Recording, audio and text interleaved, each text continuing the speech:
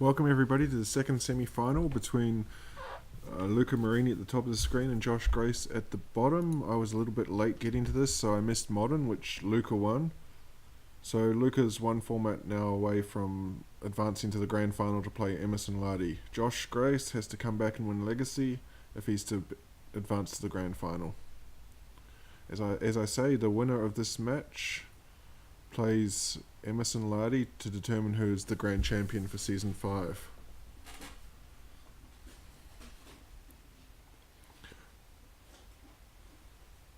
Well, here's a through the breach very quickly into Grizzlebrand. So he's going to look at 7 more cards. He goes to 9 in hand.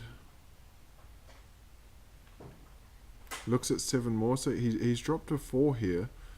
This is kind of dangerous, but he is going to pick up 7 life from the Grizzlebrand.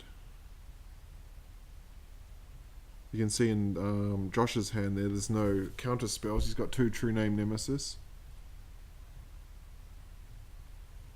2 Simian Spirit Guides. Exile to create... he's going to play Seething Song to go to 5 mana. What's he doing here?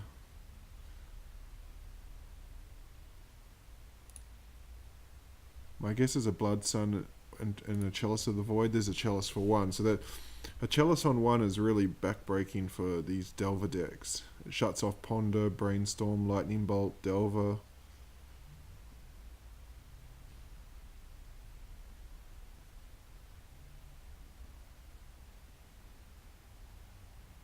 And yeah, Blood Sun is the second card. Blood Sun's going to get him a draw as well, so he can play out that Lotus Petal.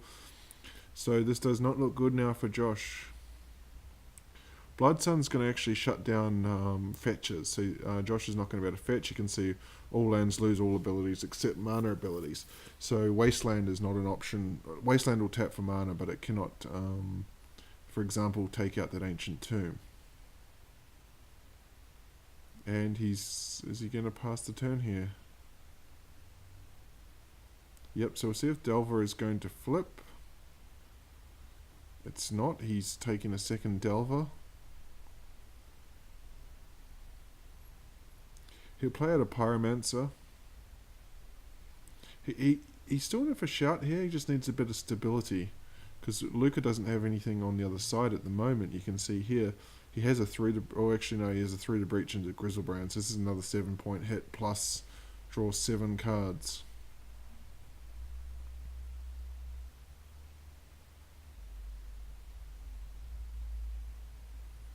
Draws his 7, he can play his land for the turn. That still gives him 3 mana. Possibly 4 if he's playing an Ancient Tomb or a City of Traders. He's going to exile a Simian Spirit Guide, play a Sneak Attack, activate that with another Simian Spirit Guide, and that it should be enough. Worldspine Worm, 15-15 trample. Josh concedes, and we're going to game 2. Luca now one game win away from advancing to the grand final.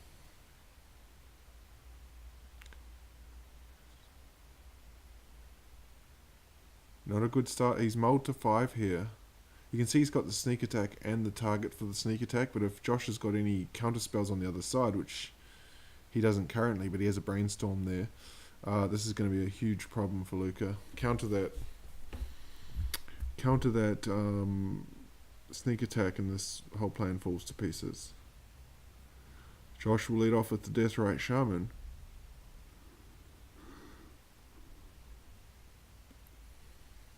And you can see pretty lackluster there from Luca. So he's going to get an idea here. Gataxian Probe to know exactly what he's up against. I'm a bit surprised Price of Progress is there, considering he's on a 3-colour build himself against a mono-coloured build. But the race is on here. He needs something next turn to counter that sneak attack. If he can counter the sneak attack when it comes down next turn, you can see he's got Force of Will pitching Delver. He should be pretty safe here, I think.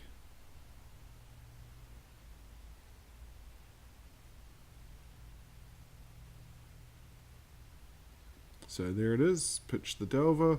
And you can see 2, 3, 4. Luca actually has the mana here to, if he top decks a Through the Breach or a sneak attack, he can get that Emrakul into play.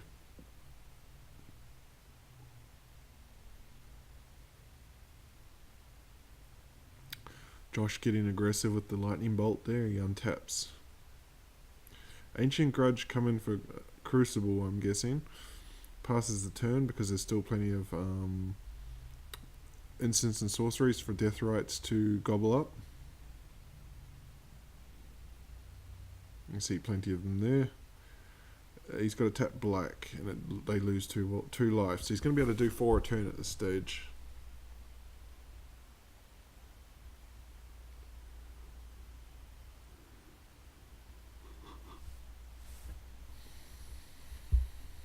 Sneak attacks and enchantments, so the Ancient Grudge is not going to work here.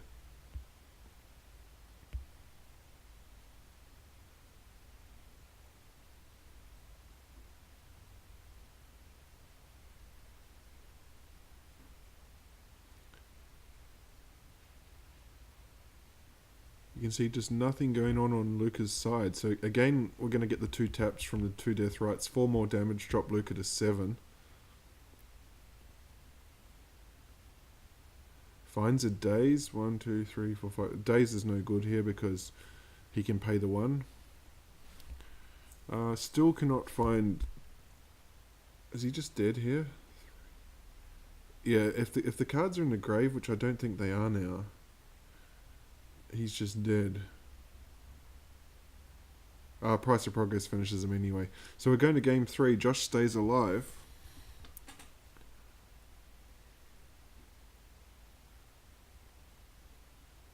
Again, this is a super risky keep here from Luca. It's going to get punished because you can see Josh has got 2 Wastelands in his hand. So that's all his mana. He's put out turn 1. Josh doesn't waste any time. He'll Wasteland that Needle away straight away. So that's 2 mana that he lost.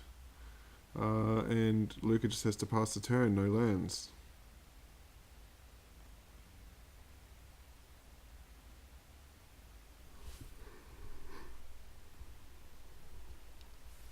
Ponder here finds another Ponder, so I think Josh will be getting aggressive. He'll be looking for that. He's going for it here. Seething Song. This is going to get dazed as well, so this is going all sorts of bad now for Luca. And if he Ancient Tombs that Ancient Tomb right here, Wastelands that Ancient Tomb, which he does, Luca is out of resources. Can only pass the turn. And so ponders again for Josh. He's looking for a threat. If he can find a threat in the next turn or 2, I think he's got this one wrapped up. Death Right's okay. I think he wants a Delver.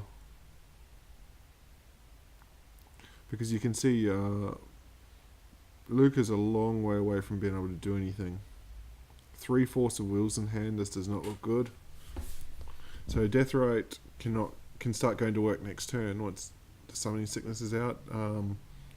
Luca's starting to discard. He's got to watch what he discards because here's a Delver. Because he'll be feeding the Death Right Shaman.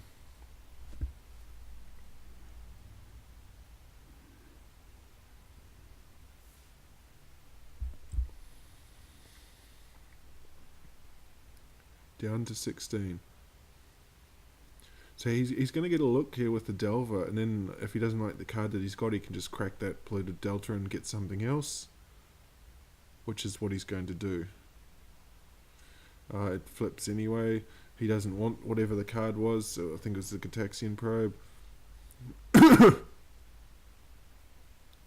So now it's 5 a turn coming across, and this is starting to look very bad for Luca. I suspect we're about to head to Standard to settle this.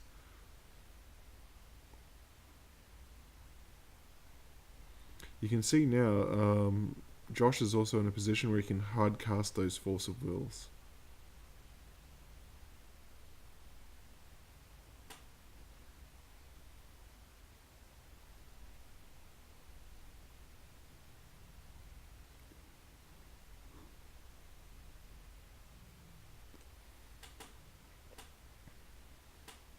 Up to 6 lands. Luca down to 8, so City of Traders, he'll be able to do something here, but this is going to get the Force of Will.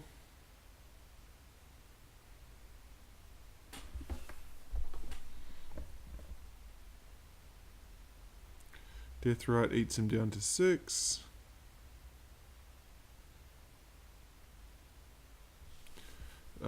So he needs now to resolve the Kozilek's return to have any chance, but he's not going to be able to do that because the third Force of Will is in hand.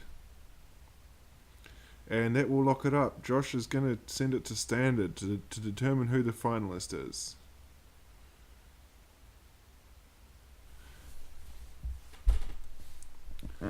This is a deck that I don't know where it came from. I think Luca might have made it himself, like a homebrew, but he's done very well with it. He's played it pretty consistently all year, and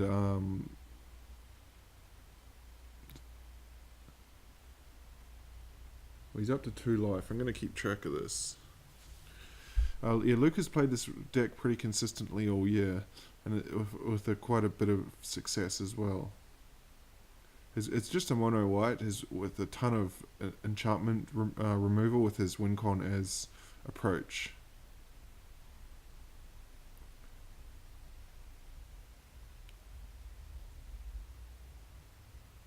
He's going to get 2 life here from Pia Nala. So he's up to 4.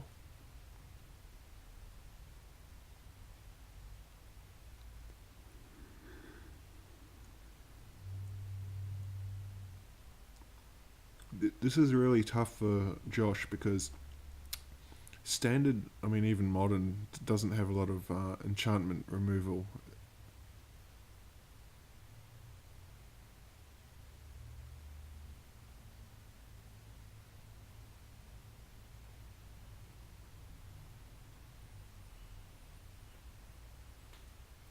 Josh plays out the Ethersphere Harvester. I don't know why he activated there. I think it's a misplay. He might have forgotten about Summoning Sickness, so he misses a point of damage. Fumigate here is going to clean the board up, and you can see after all these turns, Luca's actually ahead. Josh is back to square one with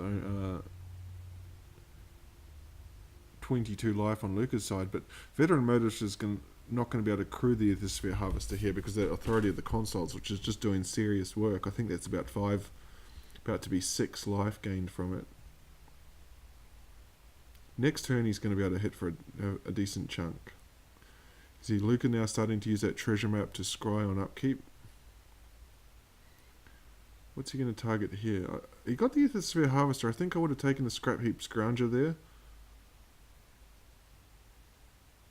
Up to 7 for the consoles. Because you can see the Scrounger's still going to get in. It is a point of damage difference with the Harvester, but he'd have to tap the Motorist to crew it. Here's one of his kind of key cards he's playing around. Immortal Sun. Spells cost 1 less, but he gets to draw 2 cards a turn. I think we're up to 8 life now.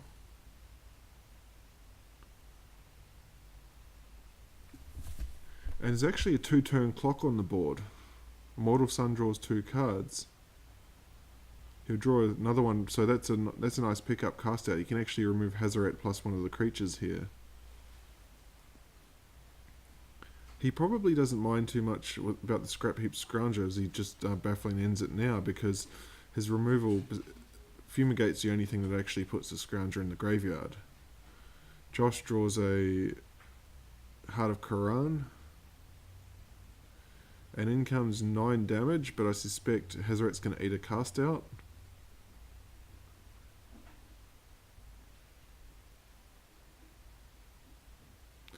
In response, he'll probably ditch that Fatal Push. We haven't seen any creatures here, which is what he does. So Luca down to 7. It's just a race now. He's going to have 5. He's a point short of having lethal on board next turn. Okay, he's going to get to draw more cards with these treasure maps. So the card advantage starting to mount up here for Luca. He'll get rid of the Veteran Motorist, so Heart of Quran cannot be crewed now. Plays out a second treasure map. Toolcraft Exemplar is a good one. I think that puts it up to about 9 for the consoles. So without that authority, he would have been dead by now. And it also means he can't crew the Heart of Quran again. We saw earlier he couldn't crew the Ethersphere Harvester either. back down to 7. But both players playing off the top of their deck, but with Luca drawing 2 cards a turn from the Immortal Sun. But I suspect that's short-lived. Up to 10 is it with the consoles?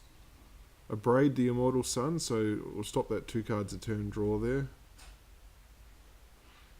In response, he's just going to scry.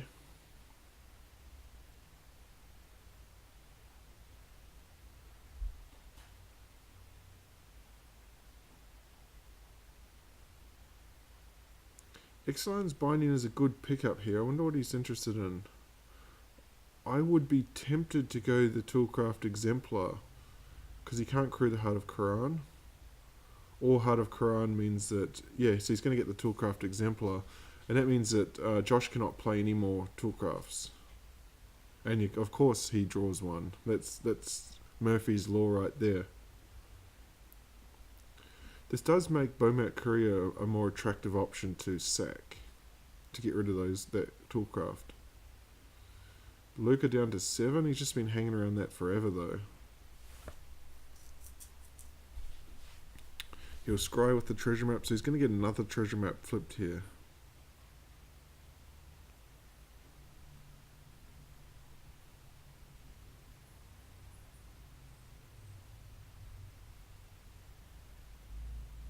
You can see 8 permanents sitting on the board there for Luca as he finds a cast out. This is just looking really ugly now for Josh. Approach is just going to blow this one out. 14 points of life.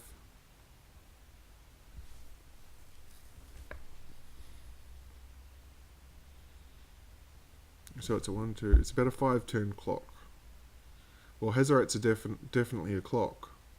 Unfortunately, it comes in tapped, so console's up to 11, and you can probably say it saved him 5 life there as well. He does have the cast out in hand to deal with it.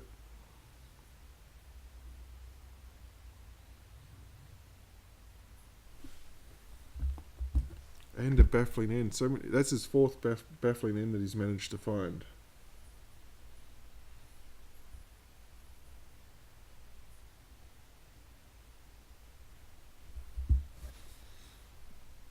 Four baffling ends, 2 cast outs, 2 Ixalan's Binding, and a Fumigate.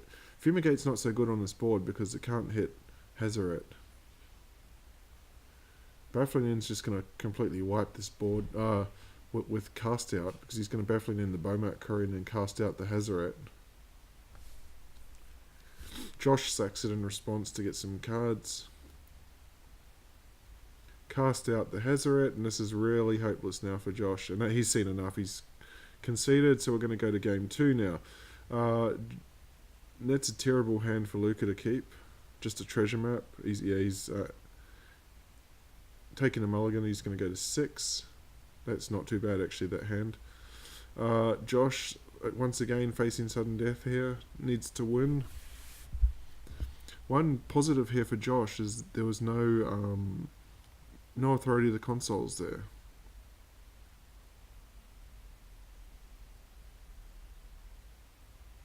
He's going to be able to get in here with the Heart of Quran.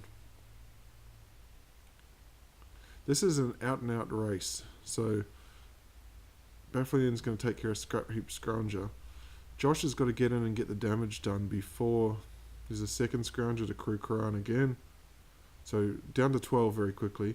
Josh has got to get in here and do all this damage before...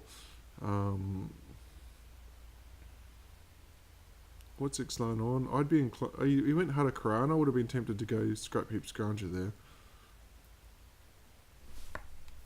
Yeah, I said Josh has got to get all this damage done very quickly before any sort of life game comes down. You can see Luca's down to 9.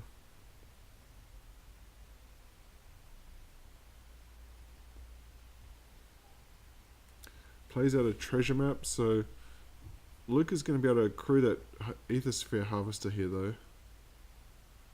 What's he targeting? The treasure map, okay. He'll crew his Harvester, abrade the treasure map. Luca still gets a Scry. 4 damage coming in. We know he's got a Pierre and Karen Nala, so he can actually crew that There'll be 7 coming across next turn. So he's in real trouble here, Luca. You can see he's got a cast out. He's still going to drop to 2 though. That's going to force the issue on the cast out. And he's going to take... which one? He takes the Ether Sphere Harvester, so he's playing towards a Fumigate. Fumigate's his only out here.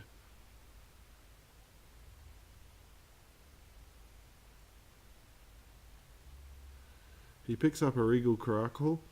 That's not going to be good enough here because the Thopter is flying and none of those cats are in the air. What's Josh targeting here? Oh, the Caracal. Okay, put it down to 1. Doesn't really matter. You can use PNLR to pump the Thopter, and we're going to a game 3. So, but for both these players, the number 6 seed Josh Grace against the overall number 1 seed Luca Marini, it has come down to this one last game of Standard to see who goes into the grand final. Luca won Modern, Josh took Legacy, and now they're 1 apiece in Standard. Abraid's the treasure map. But Luca here, Josh here really needs to get a fast clock. You can see 2 approaches there, you take 1 of them. Luca's got nothing going on, but he does have that 1 piece of ramp, and he does have a treasure map that could also ramp if he wanted to. You can see he's up to 5 already.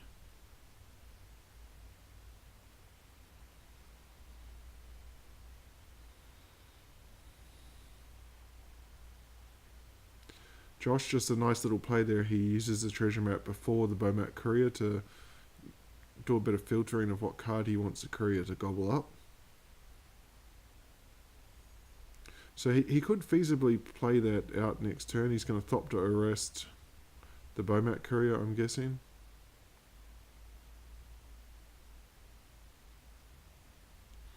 No, he's going to take the treasure map. That's a fair one. Whiteley is going to come down now.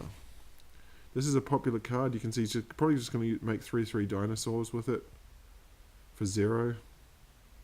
There's no threat to it from the other side's creatures. Here's the first approach. So now we've got because he tapped all the mana for it, we have a 4-turn clock, because those treasures are going to enable him to draw 2 per turn. Cycles the Canyon Sloth. Down comes Ether Sphere Harvester. Just nice sequencing there from Josh, so that he can play the Toolcraft Exemplar to crew the Harvester next turn. Baffling End. What do you Baffling End here? Or Exilion's Binding is a nice pickup. That'll take down the Planeswalker. You can see he also had a cast out in hand, so he's got a lot of answers here. Baffling End to take down. I probably would have taken a dinosaur then, because now Toolcraft is going to crew the Harvester, and we're looking at 9 damage coming across. So Josh is doing his best to present a clock here. It's a 2-turn clock. But again, Luca keeps finding this 1-2 punch of the cast out and the Baffling End, which is quite backbreaking here. What's he going to take this time? Takes the Toolcraft Exemplar.